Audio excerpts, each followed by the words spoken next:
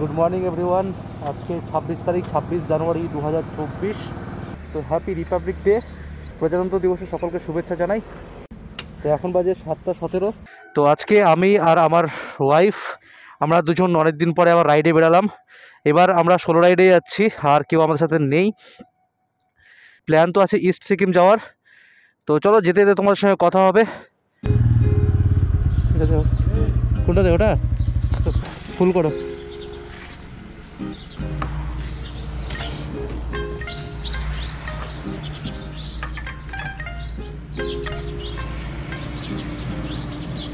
আরে আর যেদিনই রাইডে বেরাচ্ছি জানি না কেন এত কুয়াশা পড়ছে। না, এর আগে অবশ্য কোনো জানুয়ারি মাসে রাইড করিনি, এবছর জানুয়ারি মাসে দুটো রাইড করলাম। একটা সিম্পল, তোমরা দেখেছিল ব্লগটা হয়তো, যে একদিনের জন্য যে 600 কিলোমিটার রাইড করেছিলাম সেই রাইডটা। আর আজকের এটা আমরা যাচ্ছি আসলে জুলুকে। প্রথমে প্ল্যান ছিল যে আমরা গ্যাংটক থেকে ছাঙ্গু লেক, নাথুলা পাস, বাবা মন্দির হয়ে জুলুক যাব, কিন্তু যেহেতু গত সপ্তাহে ভালো ওখানে বরফ পড়েছে, তুষারপাত হয়েছে, সেই কারণে এখন ওখানে আর পারমিশন দিচ্ছে না গ্যাংটক থেকে। তো সেই কারণে আজকে আমরা যাচ্ছি লিংথামে। লিংথাম হচ্ছে গাজল থেকে, মানে যেখানে আমি থাকি সেখান থেকে লিংথামের দূরত্ব 318 কিলোমিটার। দেখো 7:25 বাজে, মোটামুটি 3 কিলোমিটার মতো আসলাম, 40 কিলোমিটার চলে আসলাম। এখন আছে আমরা রায়গঞ্জে ঢুকবো আর কি। যেটা কিসের জ্যাম লেগেছে কে জানে। সবথেকে বিরক্তিকর লাগে এই কুয়াশার দিনে রাইড করতে, পুরো জামা কাপড় সব কিছু ভিজে গেল, গাড়ির স্পিড সেরকমভাবে মেনটেন করতেই পারছি না। স্যার সোজা বেরোনো যাবে? এটা দিয়ে ওকে। পুলিশ যখন বলছে যে রায়গঞ্জ শহরের মধ্যে দিয়ে যাওয়ার কথা, তাই এটাতেই যাচ্ছি আর কি। কিন্তু ঠান্ডা আর কুয়াশা, হাত পুরো জমে গেছে একদম। একটা রাইডে আসবো আর টোল কাউন্ট করবো না, তা কী করে হয়? রায়গঞ্জের পরে এটা প্রথম টোল। হ্যাঁ, বাইকারদের একটা মজা আছে, টোল লাগে না আমাদের, কিন্তু টোল কাউন্ট করতে ভালোই লাগে। আর কি কুয়াশা ভাই! যাই হোক, এখন 4 লেনের রাস্তা আছে, পুরো ক্লিয়ার। একটু টানবো এখন, যতটা পারা যায় আর কি, কিন্তু তবুও সাবধানে, কেননা সামনে ভিজিবিলিটি একদমই নেই। আমি ভাবি এই মাছের গাড়িতে কাকারা ঠান্ডার মধ্যে কি করে জলে পা ডুবে বসে থাকে। বাপ রে বাপ, লাইফটা অত সহজ না, এটা হচ্ছে মেন কথা। রায়গঞ্জ থেকে ডালখোলা পর্যন্ত এই রাস্তাটা এখন এত সুন্দর হয়েছে যে বলার ভাষা নেই, মানে পুরো মাখন এটা। প্রথম দিকে যখন আমরা রাইড করতাম, মোটামুটি ধরো 2017-18, সেই টাইমে এটা একটা সিঙ্গেল রোড ছিল, একই রাস্তায় দুদিক থেকে ট্রাফিক যাতায়াত করতো। আর সেই টাইমে মনে আছে ডালখোলায় জ্যাম হতো, বাপ রে বাপ। 102.9, আচ্ছা 103 কিলোমিটার রাইড করলাম। এখন বাজে 9:22। অনেক টাইম লাগলো এই 103 কিলোমিটার রাইড করতে, কিন্তু ঠিক আছে। এরকম কুয়াশার মধ্যে ফালতু জোরে চালিয়ে অত রিস্ক নেওয়ার কোনো মানে হয় না। তো আমরা এতক্ষণে কিষানগঞ্জ ঢুকলাম। ভাই রাস্তা কি খারাপ! পুণ্যাওর ওই যে টোলটা ক্রস করলাম, তারপর থেকে রাস্তা এতটা খারাপ, তার উপর এই কুয়াশাতে ভিজিবিলিটি একদমই জিরো। সেই কারণে আমাদের এভারেজ স্পিড আরও কমে গেছে। ও ইসলামপুর পেরিয়ে একটা জায়গায় একটু ব্রেকফাস্ট করতে দাঁড়ালাম, কী নাম আছে, ইউনিক হোটেল অ্যান্ড রেস্টুরেন্টে। ঠান্ডাতে তো অবস্থা খারাপ হয়ে গেছে, এখন তো কেঁপে চলে যাচ্ছে আর কি, এখন কাঁপছে, এত কিছু পড়েছে তাও কাঁপছে। 10:30 আমাদের ব্রেকফাস্ট এটা। এখন কি আছে, কচুরি আছে না পুরি আছে, সাথে সবজিটা। আর এখানে গোপ্রো চার্জ হচ্ছে, গোপ্রো ব্যাটারি বারবার বসে যাচ্ছে। ঠিক আছে, খাওয়া দাওয়া করি, দিয়ে তারপরে বাইকে দেখা করছি। এখন বাজে 11:21। ফাইনালি এখান থেকে এখন আমরা বেরাচ্ছি সোজা পাহাড়ে কোথাও একটা গিয়ে ডাইরেক্ট এখন লাঞ্চ করব। হ্যাঁ, যদি কোনো ভালো একটা ভিউ পয়েন্ট পেয়ে যাই তাহলে সেক্ষেত্রে সেখানে থামতে পারি, কিন্তু তার আগে আর থামছি না।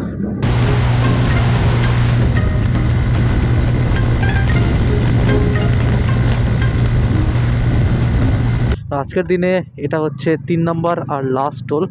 এরপরে আমরা শিলিগুড়ি এন্টার করব। শিলিগুড়ি এখান থেকে খুবই কাছে। আজকের রাইডের দ্বিতীয় মাইলস্টোনও কমপ্লিট হয়ে গেছে। দেখো 204 কিলোমিটার দেখাচ্ছে এখানে। তো 204 কিলোমিটার কমপ্লিট করে নিয়েছি। বুঝতে পারছি না মিটার রিডিংটা কেমন টাইপের আসে। বেশিরভাগ রাইডে কী হয় যে এই সব জায়গায় এসে আমাদের 200 কিলোমিটার কমপ্লিট হয়, তো আজকে 4 কিলোমিটার আগে 200 কিলোমিটার কমপ্লিট হয়ে গেছে। আর ঠিক আছে, যাই হোক 200 কিলোমিটার তো কমপ্লিট হয়েছে, এটা হচ্ছে মেন কথা।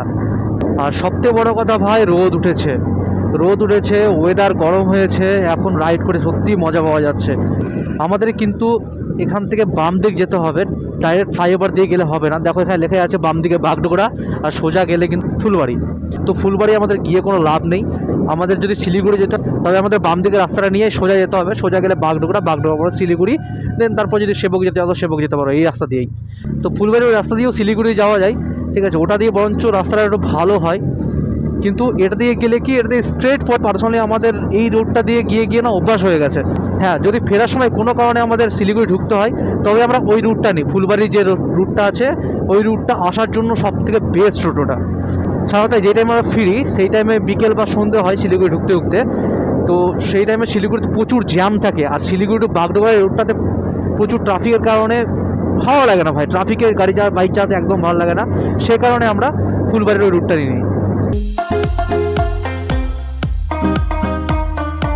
এখন আমরা বাগডোগরা শহরে, এই ফ্লাইওভার থেকে ডান দিকে গেলে হচ্ছে শিলিগুড়ি রুট, তো আমরা সেই দিকেই যাচ্ছি। গলার টাইম পে এন্ট্রি লে লিয়া ভাইয়া। শিলিগুড়িতে আমাদেরকে আরও সকালে ঢোকা উচিত ছিল ভাই, এত জ্যাম শিলিগুড়িতে আজকে কি বলবো। আর ইঞ্জিন এত গরম হয়ে গেছে, এখানে লাল বাতি চলে গেছে আর কি। এবার বাইক একটু ঠান্ডা করতে হবে, আমাকে দাঁড়াতে হবে কোথাও, নয়তো অবস্থা খারাপ আছে বাইকের।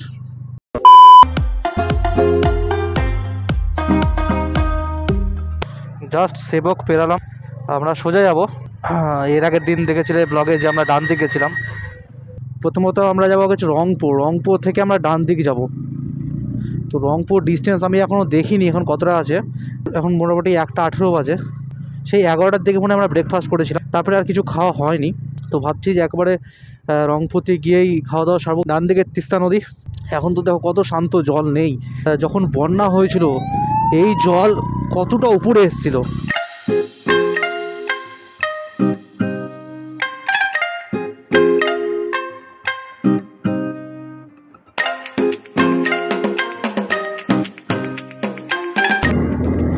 রাস্তার কন্ডিশনটা দেখো ভাই কি সুন্দর। আর এখানে জয় শ্রীরাম।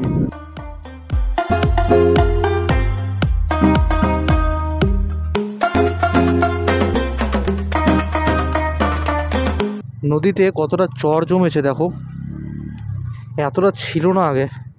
বাপরে, কত বালি টালি বয়ে নিয়ে এসছে ভাবা যায়। আর আমাকে আগে একে পার করতে, তখন থেকে সামনে ইয়ার্কি মারছে লর্ড অমনি, ওই যে সামনে আবার আসছে লর্ড অল্টো। এই দুটো গাড়ি ভাই পাহাড়ে চলে। তারপরে এই যে ওয়াগনার, সাবাস, অফ রোডের পর অফ রোড হচ্ছে। এই সারা যেভাবে চলছে, এই তো মনে হচ্ছে আমার পা কাদায় ডুবাবে। দেখি ওইদিকে কোনো গাড়ি টাড়ি আছে, অবশ্যই আছে। আস্তে ভাই, আস্তে আস্তে আস্তে।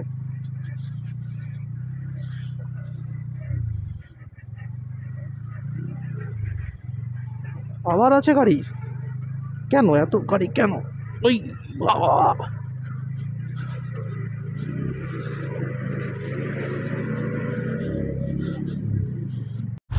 থামবো থামবো।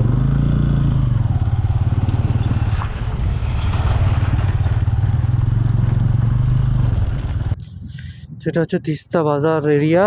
নিচের দিক দিয়ে একটা রাস্তা গেছে, ওই রাস্তা দিয়ে গেলে ত্রিবেণী যাওয়া যায়। আমরা ত্রিবেণীতেও গেছিলাম, সেই ভিডিওটা চাইলেও তোমরা দেখতে পারো, সেই ভিডিওটা দেওয়া আছে। নিচে তিস্তা নদী, এটা Teesta barrage, Teesta bridge, sorry barrage বলছি। তো আমরা এখন এসে পৌঁছালাম মেল্লিতে, ওইদিকে মেল্লি বাজার। লাস্ট ইয়ার পেলিং রাইড থেকে আসার সময় এই ব্রিজটা দিয়ে আমরা এসেছিলাম, উপরে যে ব্রিজটা ছিল মেল্লি ব্রিজ। ধ্বংসাবশেষ দেখো, এটা সেই রাস্তাটা যেটা ভেঙে গেছিল।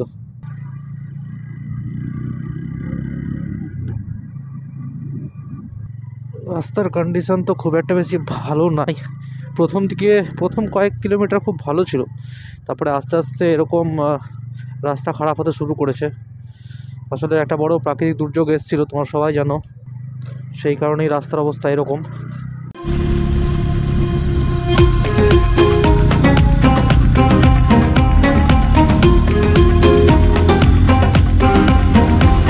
এতক্ষণ ধরে বাইক টানার পর এখন আমি রংপুর বোর্ড দেখতে পেলাম।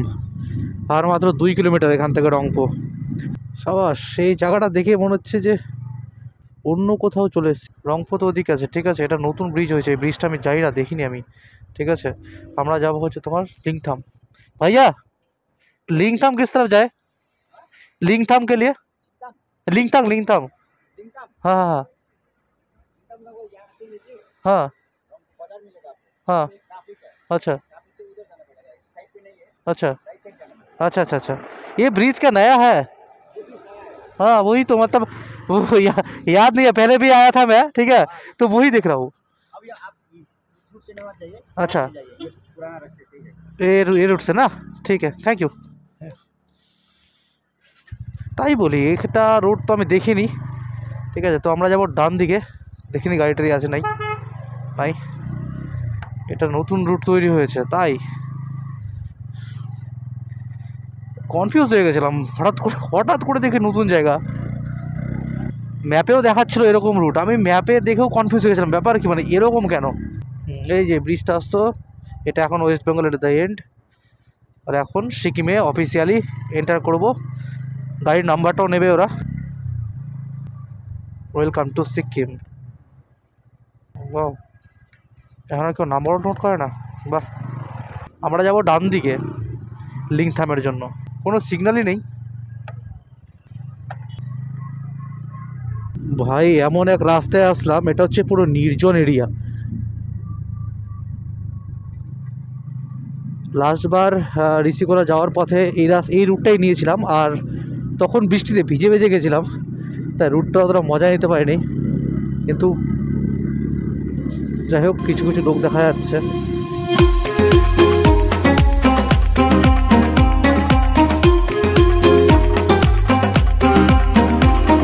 আজকে দিনে আমাদের তৃতীয় মাইলস্টোন, 300 কিলোমিটার কমপ্লিট।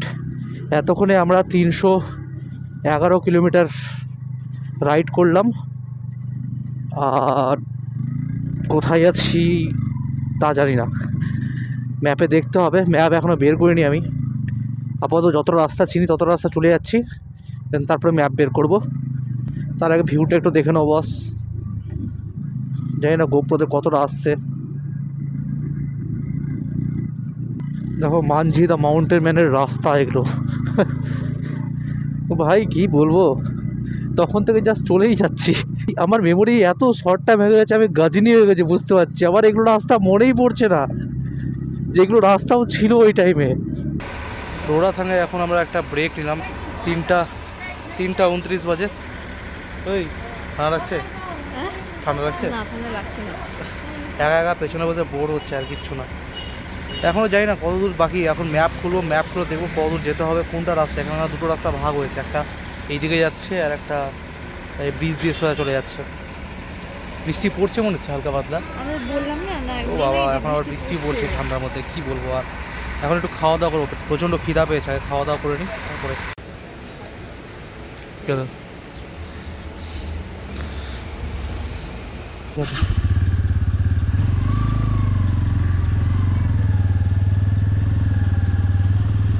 বাপরে বাপ। তো যাই হোক, এই অবেলায় আমাদের লাঞ্চ হলো। কই রে ঘড়ি কই? হ্যাঁ হ্যাঁ হ্যাঁ, সব ফোনে নিয়েছি। Okay Google aunty.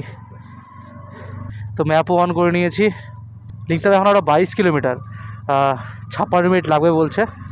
তো রাস্তা যদি এরকম থাকে তো ইজিলি চলে যেতে পারবো, কোনো অসুবিধা হবে না। বাহ, রাস্তা তো দারুণ হয়ে গেছে। লাস্টবার যখন এটাতে গেছিলাম মনে আছে, এই জায়গাটা রাস্তা তৈরি হচ্ছিল আর প্রচণ্ড বাজে কাদা ছিল। বাহ ভাই, ফুল অফরোড চলছে তো। গুগল আমাদেরকে এই রুটটা নিতে বললো, মানে গুগল যেটা বলছে সেটাই করছি। এই রুটটায় ধরে 7 কিলোমিটার যেতে বললো। হে গুগল মাতা, আজকে ফাঁসিও না, তুমি অনেকবার এরকম করেছো। একবার আমাকে একটা শর্টকাট দেখাতে গিয়ে নদীর উপর বাঁশের সেতু ছিল, সেই সেতুর উপর দিয়ে নদী পার করা করিয়েছে। লিংথাম আমি আজকে প্রথমবার যাচ্ছি, ইস্ট সিকিম রাইডটা কখনো করা হয়নি। সমস্যাটা হচ্ছে যে এখন অন্ধকার নেমে আসছে, 4:09 অলরেডি বাজে, মানে 4:11 বাজে। আমার বাইকে 2 মিনিট টাইম পেছনও আছে, জানি না কী করে হয়েছে, আমি তো টাইম ঠিকই সেট করেছিলাম। তো যাই হোক, আমি একা থাকলে এসব রুটে কোনো সমস্যা নেই, কিন্তু যেহেতু আমার ওয়াইফ আছে সেক্ষেত্রে একটু সামান্য টেনশন তো হবেই। তো তাই চেষ্টা করছি যত তাড়াতাড়ি সম্ভব যেন হোমস্টেতে আমাদের পৌঁছে যায়, তারপরে বাদবাকিটা প্ল্যান করা যাবে কালকের জন্য। যেহেতু আমি যেটা বললাম যে আমার প্ল্যান যেটা ছিল যে গ্যাংটক হয়ে যাওয়ার, সেটা তো পুরোপুরি ফ্লপ হয়ে গেল। আচ্ছা, কাদা রাস্তা, তার কারণ গ্যাংটকের ওই দিক থেকে রুটটা বন্ধ। তাই আমি ভেবেছিলাম যে গ্যাংটক দিয়ে উপরে উঠবো, নাথুলা পাস হয়ে, দেন তারপরে বাবা নাথুলা পাস হয়ে জুলুক হয়ে দেন এটা দিয়ে নিচে নামবো। ঠিক আছে, এখন যেটা দিয়ে যাচ্ছি সেটা দিয়ে ফিরে আসতে হবে। আর যত সম্ভব হয়তো নাথুলার আমরা পারমিশন পাবো না, তার কারণ নাথুলা রোড এখনও পর্যন্ত বন্ধ আছে। তো দেখি কতটা উপরে যাওয়া যায় আর কি। 3 দিনের এই ছুটিটা আছে, এই ছুটিটা ঠিকঠাক মতো ইউটিলাইজ করতে হবে। সোলো রাইডের একটা মজা আছে, নিজের মতো করে চলতে পারবো, কিন্তু আবার একটা সাজাও আছে, মাঝে মাঝে খুব বোর লাগে। তাও তো ওয়াইফ আছে, তাও ঠিক আছে, কিন্তু সাথে যারা একা একা ট্রাভেল করে স্যালুট বস, কী করে সম্ভব? চুপচাপ করে থাকতে পারবো না একা একা আমি। যাই হোক, ছেলেমেয়েকে একটু মিস করছি এখন, ওটা থাকলে এই রাইডটাতে একটু বেশি মজা হতো। বাহ, ভিউটা তো হেভি ভাই, অন্ধকারে এরকম জঙ্গলের মধ্যে দিয়ে নিয়ে যাচ্ছে গুগল। এটা তো ঠিক যে বাম্বুগুলো বোঝা যাচ্ছে না, হঠাৎ করে আসছে, তো রাস্তাগুলো খারাপ আছে, কেননা এই রুটে যান চলাচল খুবই কম, আর তার মধ্যে এই জঙ্গল, তার উপর আবার সন্ধ্যা নেমে আসছে। বলো না, যেখানে বাঘের ভয় সেখানেই সন্ধে হয়, ব্যাপারটা হচ্ছে এরকম। ভাবছিলাম যে 4টা-5টার মধ্যে চলে যাব, কিন্তু যা দেখছি 56 মিনিট মানে হিসাবে তো 5টার মধ্যে পৌঁছে যাওয়া উচিত আমাদের। তো জানি না কতক্ষণে কি হবে। তো এই হাইওয়ে, যেই হাইওয়েতে আমরা চলছি, এটার নাম হচ্ছে ন্যাশনাল হাইওয়ে 77B। যত সম্ভব এই জায়গাটার নাম হচ্ছে রঙ্গোলি, ঠিক জানি না, আমি ওখানে একটা বোর্ডে দেখলাম হাই ব্রো রঙ্গোলি এরকম একটা লেখা ছিল। নাইস টাউন ইয়ার।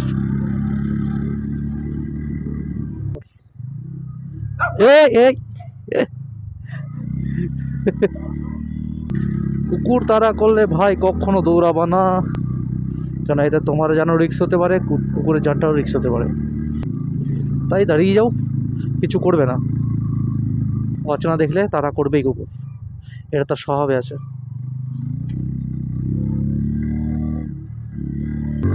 ও ভাই, ফাইনালি লিংথামের এত কাছে, তার কারণ পিছনে একটা বোর্ড দেখলাম যেখানে লেখা ছিল লিংথাম আর মাত্র 7 কিলোমিটার। ভাই কি সুন্দর জায়গা রে। ও ভাই, লোকেশন আর ঠান্ডা, হঠাৎ করে ঠান্ডা শুরু, ঠান্ডা হাওয়া বইছে, এখন প্রচণ্ড জোরে বইছে।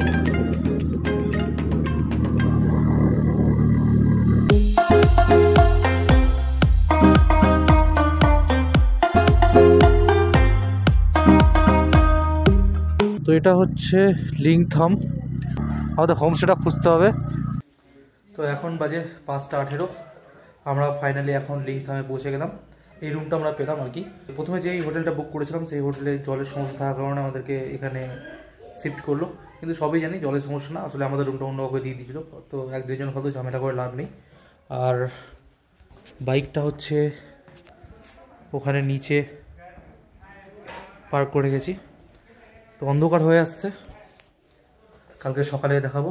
আর বারবার লাইন যাচ্ছে আসছে, আর রুম টুর দেখানোর মতো কিছু নেই, বাস লেপ কম্বল পেয়ে গেছে, এখন এটার ভিতরে ঢুকে থেকে যাবে। তো ঠিক আছে, যদি ভালো লাগে তাহলে ভিডিওটা লাইক করে দিও।